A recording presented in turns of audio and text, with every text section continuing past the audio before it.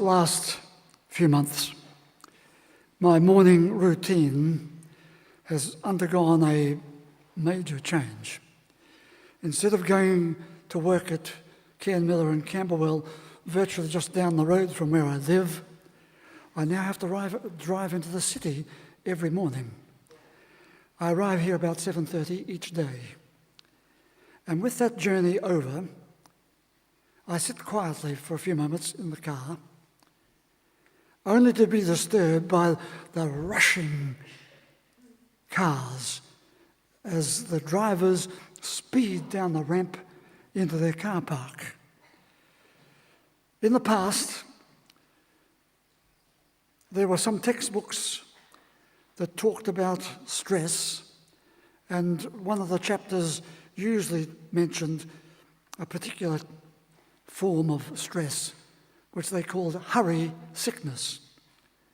So each morning as I sit in my car and watch the cars drive in as if they didn't have a minute to spare, and the driver jumps out of the car and slams the door and walks rapidly to his office as if he couldn't wait to get to his desk, I wonder, hurry sickness, 49 stories of it, just out there.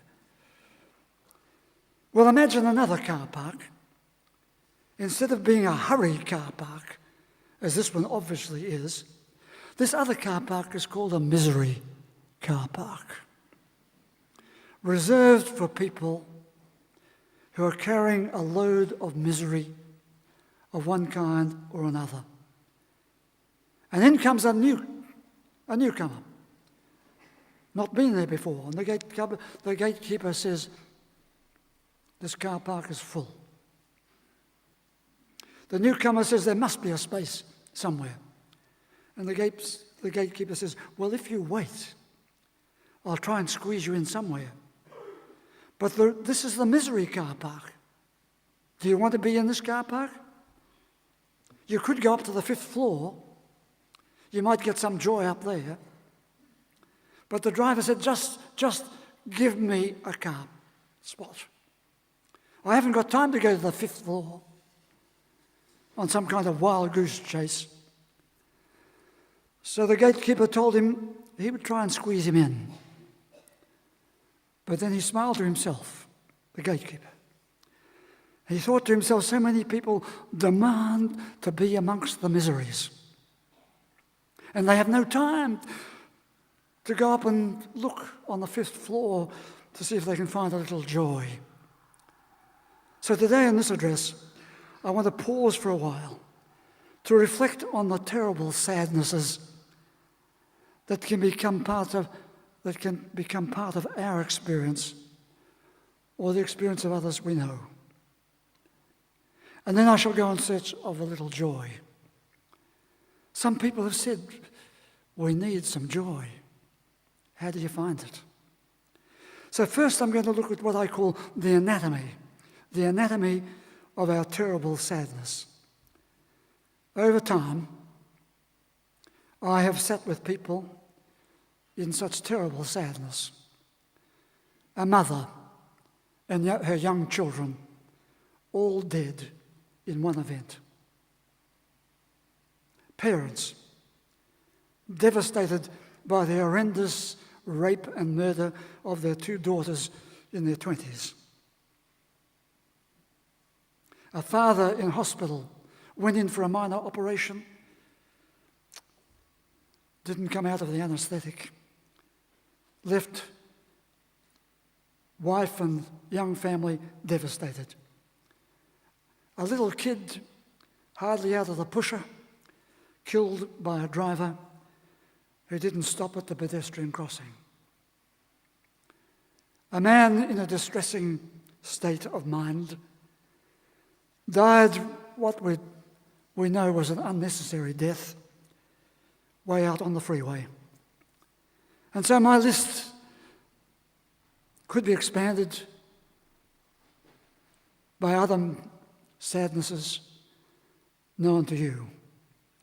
The anatomy of sadness is a way of describing the several parts that make up the whole experience of our devastating sadnesses. We do need to take it in parts. For each part is a burden in itself.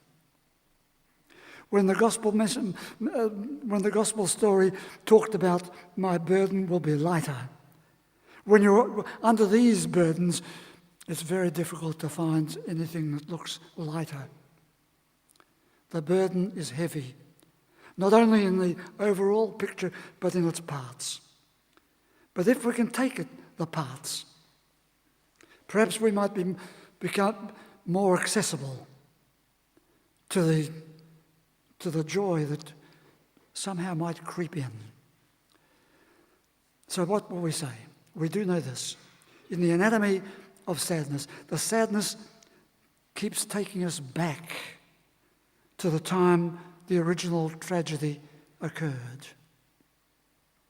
The sadness quickly gathers a host of other emotions that arise from that particular trauma, but also gather other emotions from other traumas and other sadnesses. And so we have a build-up of emotions of sadness. Sadness and other emotions as well. And that sadness then has its way of burrowing into your brain and into your body, affecting the functioning of your brain, affecting the health status of your body. You know that. So in the first place, the sadness is a way of feeling. In the second place, you hear, it then complicates our functioning. The sadness changes your experiences of life, your enjoyment of life, your way of coping with the daily hassles of life. The whole business gets changed. So, where do we go? The sadness seems to throw a blanket of caution, of fear, of cynicism, of catastrophe right over us. And there follows a sense of helplessness and despair. And the future. How can you talk of the future? I talk, as some of you heard me talk, about the fantasy of the future. But at these times of sadness, when everything starts to roll over us, we lose any fantasy of the future. Meaning and purpose shrivel up. The vitality we once knew becomes like an ink blot smudged across the page. People start relating to you differently. And you become less interested in relating to them anyway. The pain of the sadness. The caseload of several pains that become knitted, interwoven into your sadness. The congregation of pain then expels the joy we once had. The anatomy of sadness. Sadness and sorrow then begin to take a permanent residence in our soul space. And our task is to get out of that car park as quickly as we can. I know that many of my fellow professionals would like you to stay there for a while. Too long. If there's been an accident on the roadway and someone is bleeding to death, what do we want to do? We want to stop the bleeding as quickly as possible. So in my form of therapy, that is what I want to do. Somehow to stop the bleeding, the emotional bleeding, as quickly as possible. But the sadness can be so overwhelming. So we need a few images to give us a lift out of it. So I take the image of the car park. If you want to jam your car into the misery car park, there's always a space for you. But if we can get out of the car park, the misery car park manager will encourage you to leave your keys behind. And when you ask for them to go, he may not be able to find them. And so you stay in the car park for too long. And the sadness and the sorrow begin to settle into your body and into the way you breathe. We may not know the way to the Joy car park. We may not know what it looks like, but we do know this. As soon as you enter it, your body relaxes. As soon as you enter it, your brain starts to remember some good things. And you begin to breathe differently. You begin to breathe more gently, more expansively, more lovingly. Or you might protest. How can I breathe lovingly when I've lost something that I loved? Something that was so precious and significant to me. How can you talk about loving? The miracle of life. There's a miracle buried in life, many miracles. But the miracle of life is such that even in the pain of loss, we can realize that we can still love what has been lost. It will be a different love. It can be a deeper love. And despite the distress involved, there can follow a new demeanour, a new dignity, a different development of life's possibilities. John Keats wrote those terrific words. He said, "Call the world, if you please, the veil of soul-making." In the world, we're going to have suffering, but somehow the world is there to make our souls stronger. That veil can be heavy, but the pointing finger of Jesus of Nazareth shows us that the load can be lighter. Now, some of you who are new might wonder what I'm talking about, but I talk again and again that we are never able to know really who Jesus, the Jesus of history, was, nor do we know exactly what he said. But we do know he was pointing to something. He was pointing to something of enormous significance, something beyond him, something beyond us all. Would you follow the pointing finger? What is it? What was it he was pointing to? And so he points. And we said the pointing finger is pointing to the joy in our body, in our brain, in our breath. We search for joy in the world of beauty. John Keats again. "A thing of beauty is a joy forever. Its loveliness increases. It will never pass into nothingness." And in another place, almost to exaggerate that reality, to counter the power of sadness, he says, "Beauty is truth." Truth, beauty. That is all you need to know. That is all you know on earth and all you need to know. Joy is to rediscover a little beauty in the external world. Joy is to rediscover the power of poetry. Joy is to rediscover the power of the mind. This New Scientist magazine, March this year, has as its main theme the power of the mind. The power of the mind.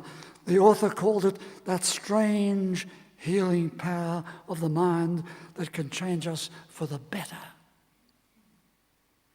If only we can find the way. Joy, we search for joy not only out there, but within. The joy of being here, being fully present to another person, being fully present to yourself, authentically present, being open to a new fantasy of the future, being ready to go with the flow, being able to see the flourish of life out there can flow into the flourish of life in here. Being able to see the flourish of life and to be part of it. We need to think it. We need to imagine it. We need to see it. We need to speak it. We need to live it. We need to celebrate it. We need to behave in it. We need to believe it will be there again for us, again and again. What am I talking about? Joy. Joy. Yes, we know it can leave us. Joy can be overwhelmed by the pain of our sadnesses. But joy sits all around in our love and in our work and in our play. Freud said it way back, to love and to work, and we had and to play. Yes, we need to work on it. It takes courage to work on joy, especially when it's been lost under the blankets upon blankets of sadness. When it has so convincingly deserted us, it requires deliberate action. It requires dedicated determination. The joy that we once had has gone, but we can work on rediscovering maybe a different joy. It waits for us. It waits for us. But we need to work on it. Bertrand Russell, one of the world's renowned philosophers, his biographer said this: all his life, Bertrand Russell, all his life, he lived in the pursuit of a vision.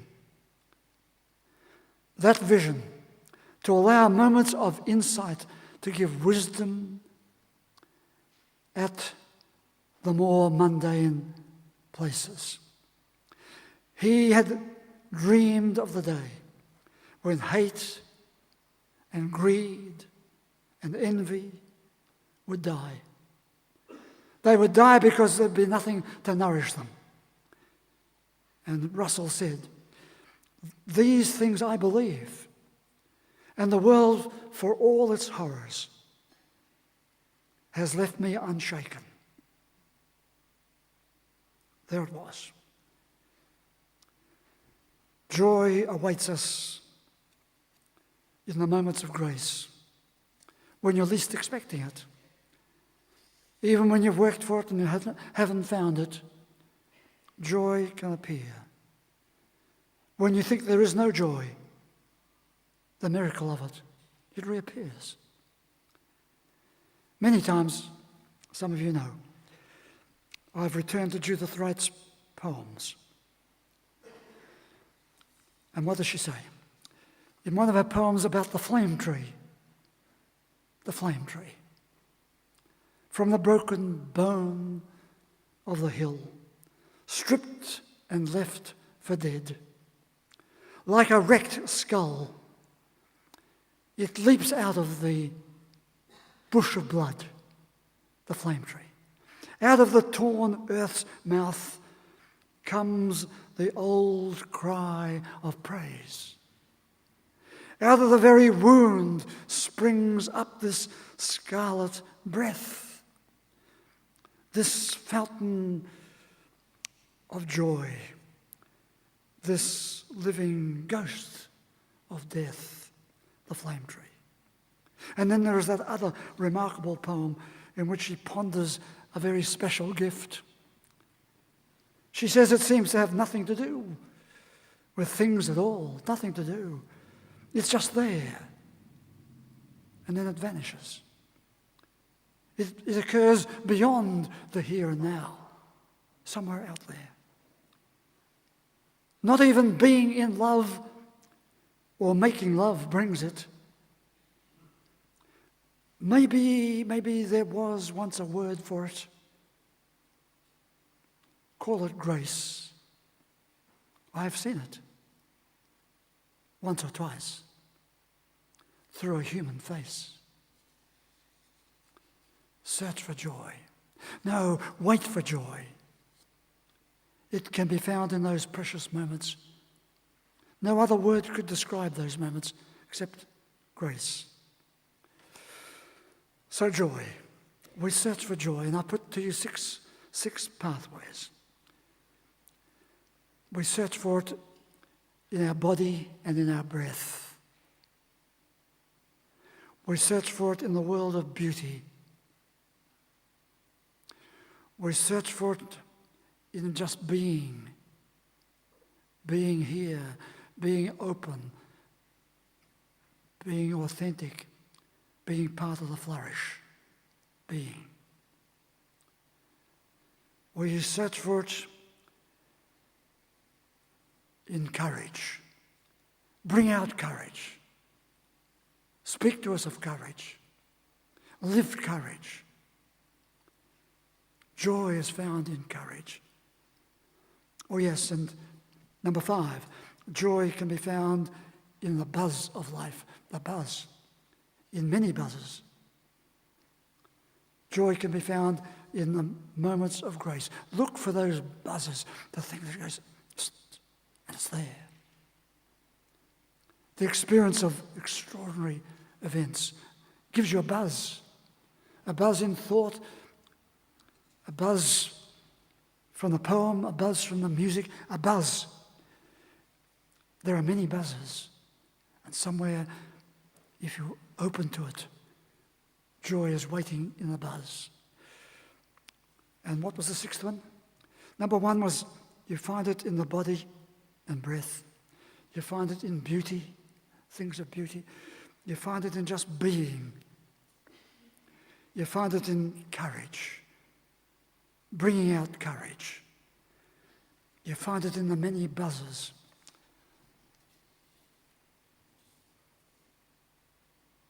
And you find it in a moment of grace. Would you please stand?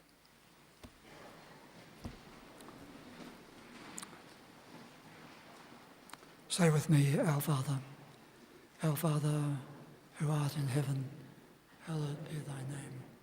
Thy kingdom come, thy will be done on earth as it is in heaven. Give us this day our daily bread, and forgive us our trespasses, as we forgive those who trespass against us. And lead us not into temptation, but deliver us from evil. For thine is the kingdom, the power, and the glory, forever and ever. Amen. And the blessing. May the God you see in all the colours of creation arouse in you a sense of awe and wonder. May the God who is a sacred presence be real to you. May the God who is a source of inspiration and courage keep calling you forwards. May your God go with you and bless you today and always.